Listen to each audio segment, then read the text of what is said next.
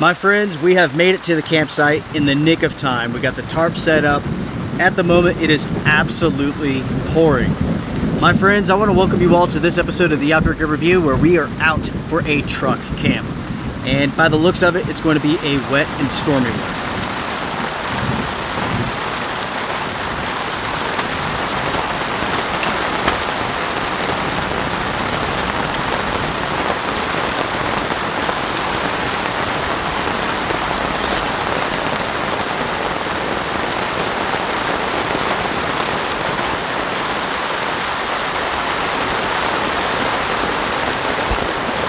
This is very nice, everybody.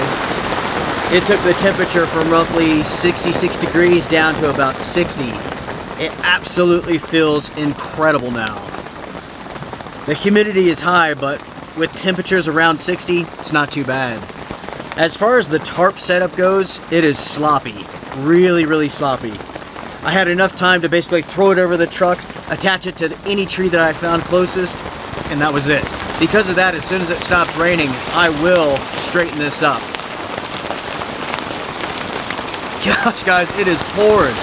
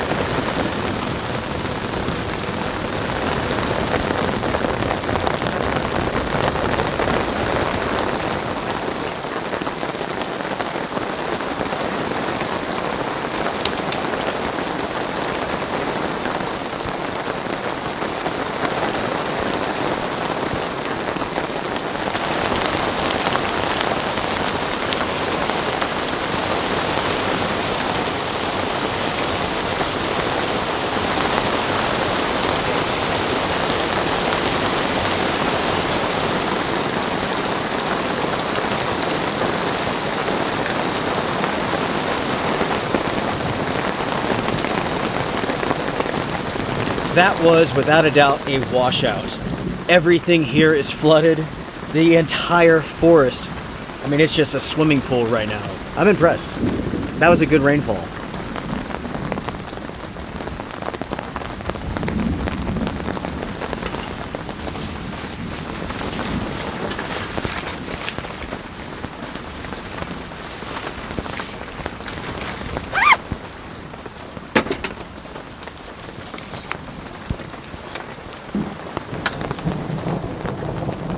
Kind of funny, everybody. I thought it was still pouring the rain, but that's not the case. Outside of the forest, no rain. It's all the rain falling off of the trees that's landing on the tarp. I mean, it's absolutely pouring in there still, but out here, it's not.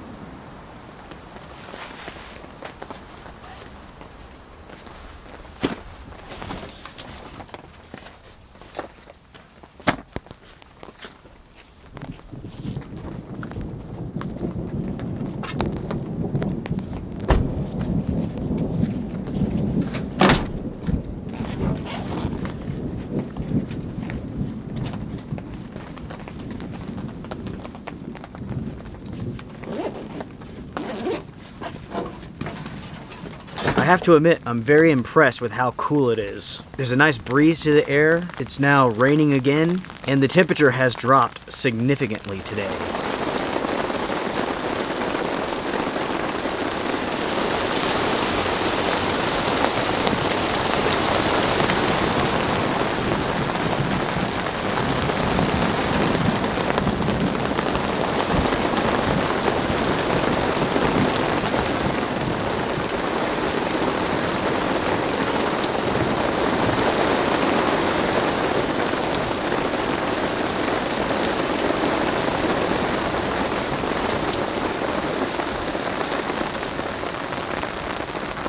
It has rained basically from the moment we got here until now, and it's about 15 minutes till 4. So it's been raining for about 2.5 hours, 2 hours, something like that. Pretty good. It's funny, I had plans of coming out here, gathering a bunch of firewood, and having like a really nice fire tonight.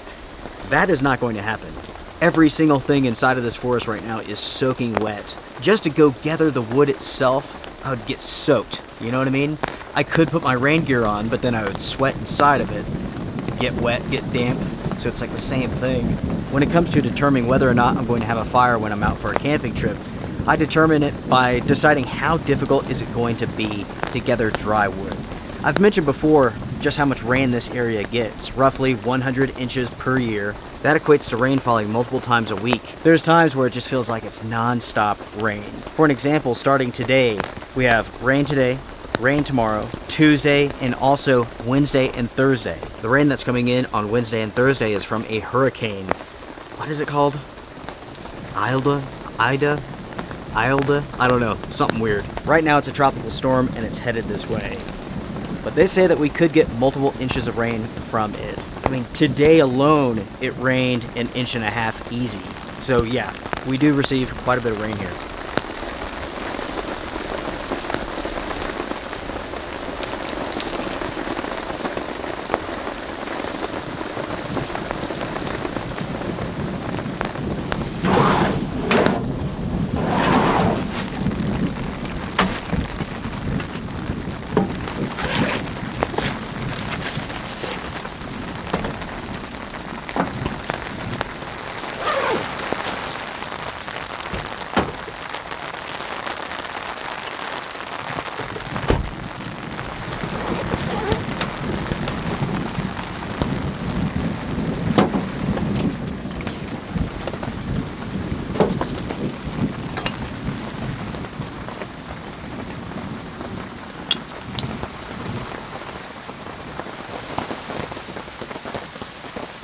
There are thunder cells all around us, but the thing is this, they're not moving very fast.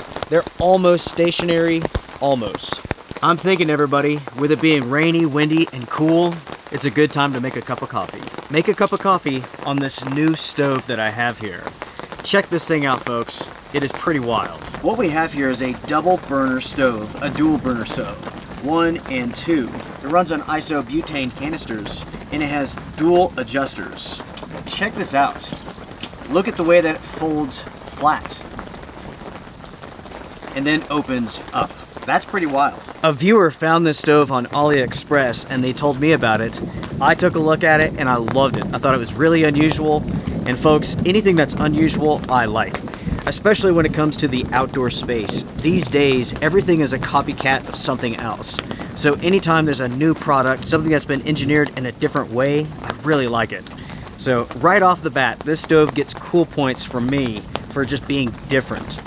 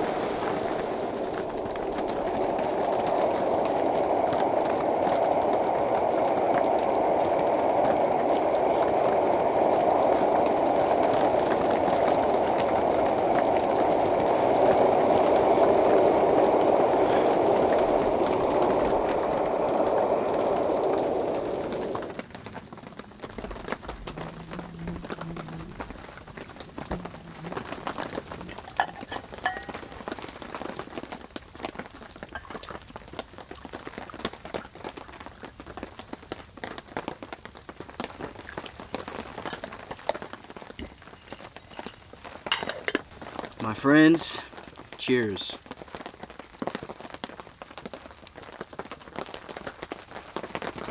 Oh yeah, folks, that is awesome. Really good coffee. Nothing is as good as cowboy coffee. It's just fantastic. It does take quite a bit of time to make it though. With this trip here, I have nothing else to do other than just sit underneath the tarp. Sit underneath the tarp, listen to the rain. That's it. I'm not hearing any thunder. That ended maybe 20-25 minutes ago.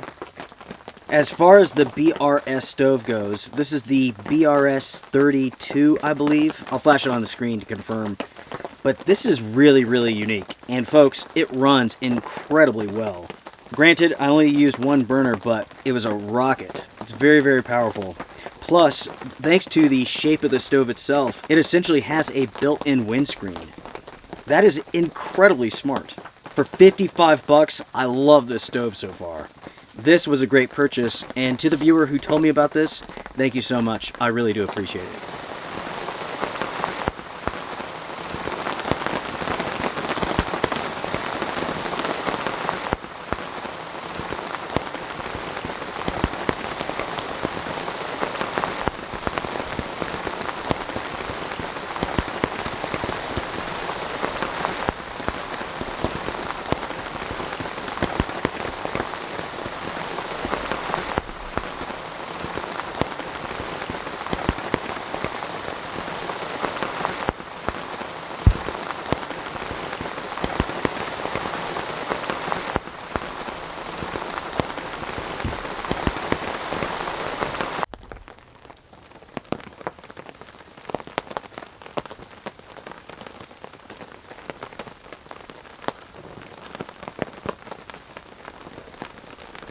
I'll tell you what, everyone, let me take a second here and explain to you all how I film YouTube videos, because I've received some questions, namely from other YouTube channels, about how I film and record my audio, namely in regards to thunder. You may have noticed when I'm out in a thunderstorm, the thunder doesn't get broken up in between each shot, and there's a reason for that. When I film a video, I'm recording in 4 separate channels. One channel's for myself right in front of the camera, the second channel's for the area that I'm in, and the third and fourth channels are being recorded away from me. I have what is called a Zoom audio recorder hooked up to 2 mics in a specialized sort of box that I've built. Because I'm using timecode, I can align all of these clips together in editing, and I can smooth out that audio so there's no direct cuts in between each shot. It's extremely jarring when the audio goes from high to low all of a sudden. So recording in 4 separate channels prevents that from happening.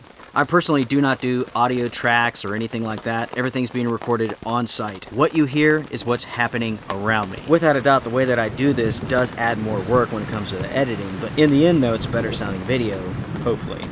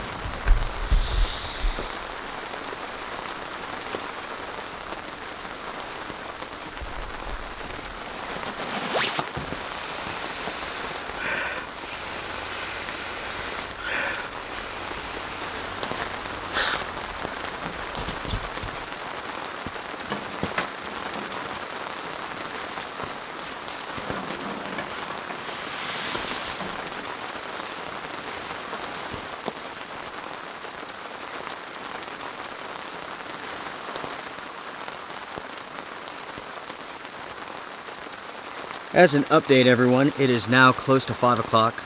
It's raining again. I went ahead, I got my bed ready for tonight, so whenever I'm ready to turn in, I can. All I have to do once I'm inside of the truck is open up the vents.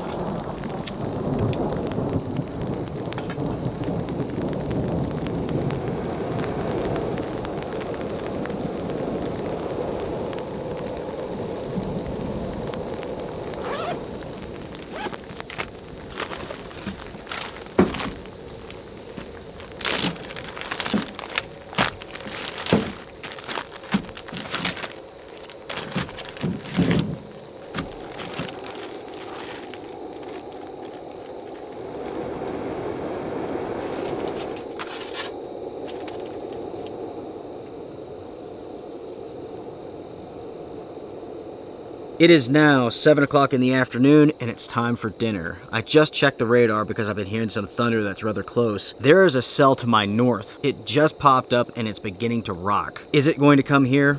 I don't know. I have no idea. These cells are really slow moving and they're just basically going any way that they want to right now. It's not a front coming through or anything like that. So basically where these cells pop up, they stay at and they just dump a ton of rain. Because of that, we'll just simply have to wait and see what happens.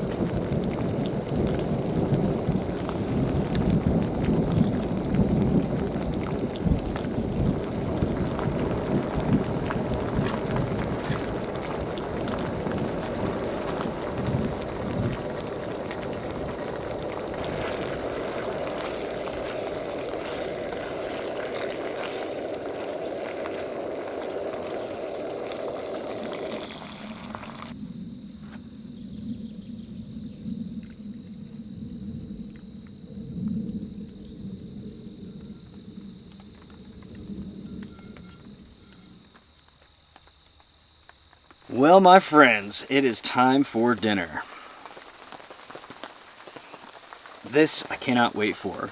So what I have here is Korean barbecue teriyaki fried rice with broccoli. I put a little bit of this special teriyaki sauce over the top.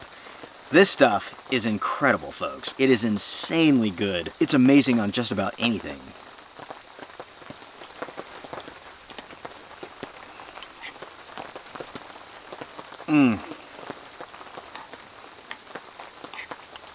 That is grade 10 right there.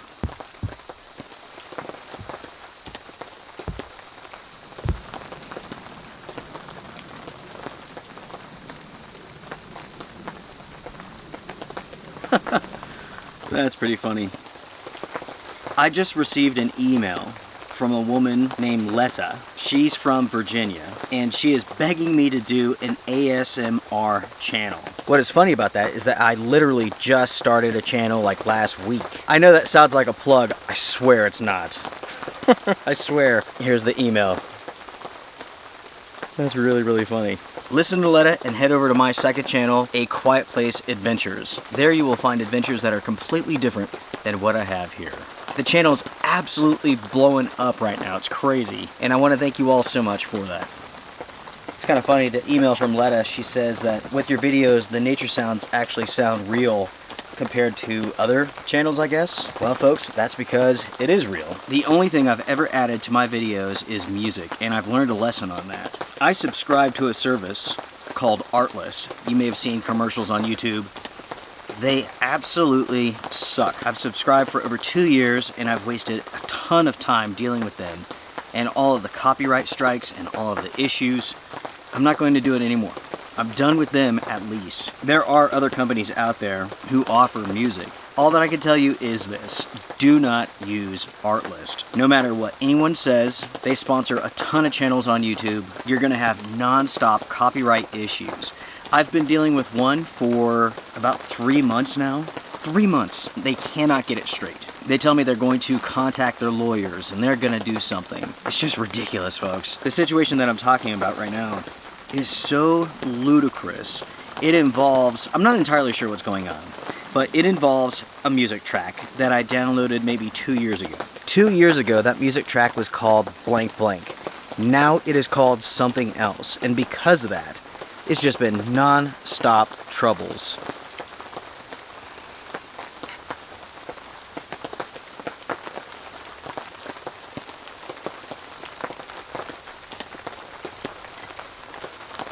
It's getting late. It's about 8 o'clock right now. Sorry. This is a little bit spicy. But it's about 8 o'clock right now. That's what I was trying to say. Anyways, everybody, we don't have to talk about that. I was just venting a little bit. It's really, really frustrating when you work super, super hard on something to have a nonsensical issue like that, right? Every single video that I do, I put my heart into. I'm trying to share an experience with you all. So to have those problems, like, it really pissed me off, to be honest.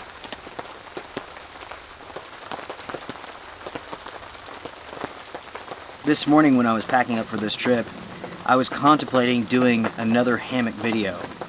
But something in the back of my mind said, no, don't do it, do a truck camp instead. Based upon the conditions that we've had so far, I'm glad that I decided to do this instead of a hammock camp out. Today has been so wet, so incredibly wet, that this really does work better than, say, a hammock trip. You could definitely stay dry in hammock during storms and heavy rain, but you need to have a good sized tarp. You need to be able to put that tarp in the storm mode to keep everything dry. That's especially true with like wind-driven rain. Like in the previous overnight adventure with the hammock, the wind direction changed. All of a sudden, my hammock was completely soaked. And that's just an aspect to hammock camping. It's just something that you have to deal with. Hopefully you'll be faster than the weather, but oftentimes you won't be.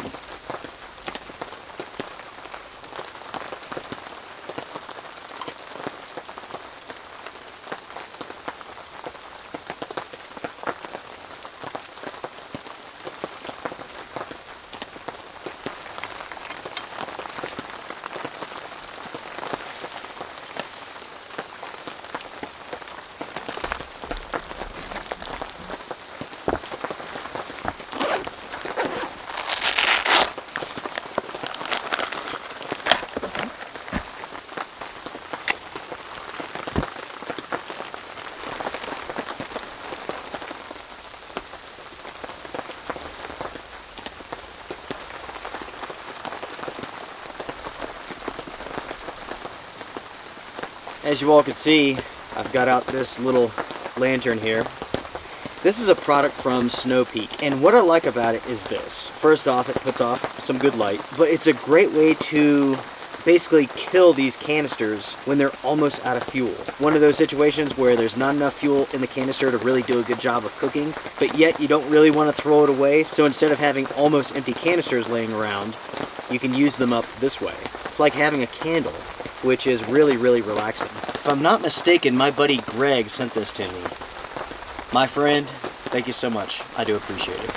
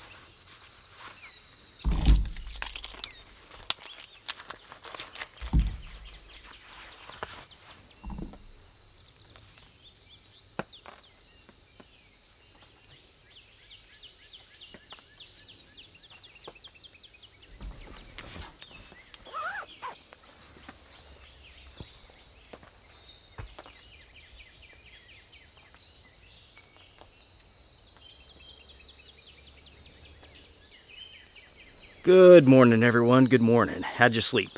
As for myself, I slept great. The setup that I have in the back of the truck really worked well last night. I was trying out a new sleeping pad, and it is super, super comfortable. Anyways, everybody, slept great. It rained just about all night long. That was nice. Nice and cozy inside of the truck, just listening to the rain. Plus, this morning, the temperatures are very, very cool. Very, very comfortable.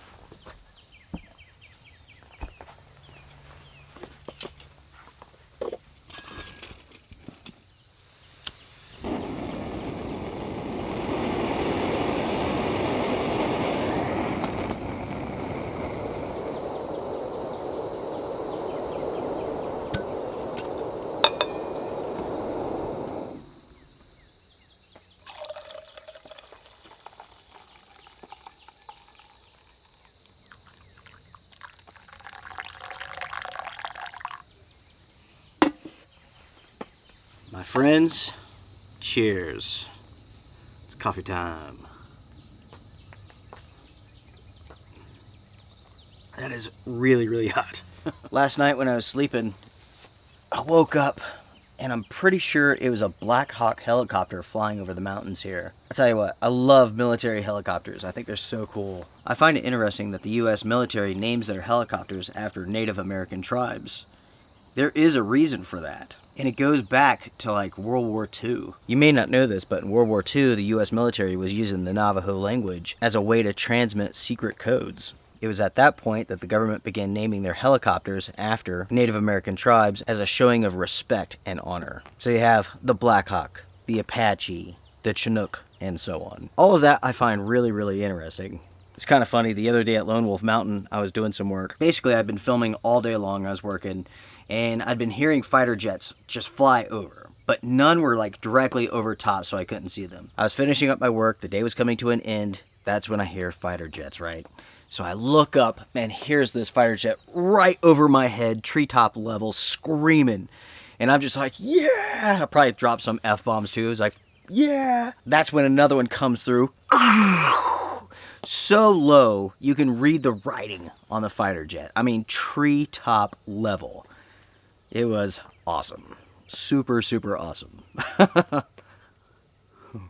That's one of the cool things about Lone Wolf Mountain. A military training path is right over the top of it. So I get to see all sorts of really cool military hardware. One day, when I was heading out to Lone Wolf Mountain, it was fighter jet, cargo plane, fighter jet, cargo plane. And it just went on forever. Treetop level, one after another. It was just something else. I practically stopped in the road and was just like in awe. It was pretty neat. Because it's a military training path, I have to get pre-authorization to fly my drone in that area. And it is a true nightmare. That's why I tend not to use it all that much. It just takes so much work, so much time. I have to talk to so many people. It's just not worth flying it out there, to be honest. Plus, in September, there's a new drone law, the Remote ID law. Basically, it's like a license plate for your drone. It uses the signals that your drones are releasing. They can be detected by others. They can tell exactly where you're at with the controller. They can tell where the drone's at. So my plan is to sell my drone. I'm not going to use it anymore. It will be interesting to see if anyone on YouTube gets busted for not following the Remote ID law. It's not one of those things where like law enforcement's out checking, but if you're in the right situation and the right circumstances take place, you could get into quite a bit of trouble. When the law goes into effect in September, it's very, very new. And as we go forward in time, it's going to become more and more invasive as far as your personal information goes. And basically, what you're allowed to do and not do. The days of people just flying their drones around, recording all sorts of stuff, that is pretty much over. It's going to take a while for everything to fall into place, but it's coming. In the end, it's all about getting these drones out of the sky, making it so complicated, so difficult, making it so expensive to fly these things that most people simply do not do it.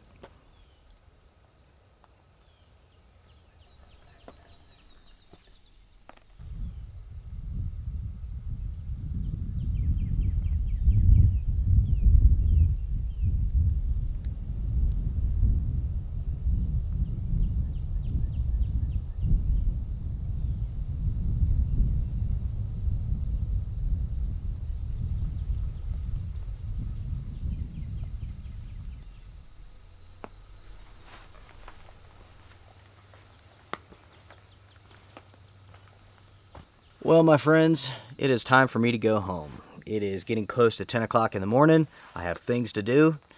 I want to thank you all very much for joining me for this trip. I really do appreciate it. This has been a good old-fashioned truck camp with some awesome weather, great conditions, and some good friends.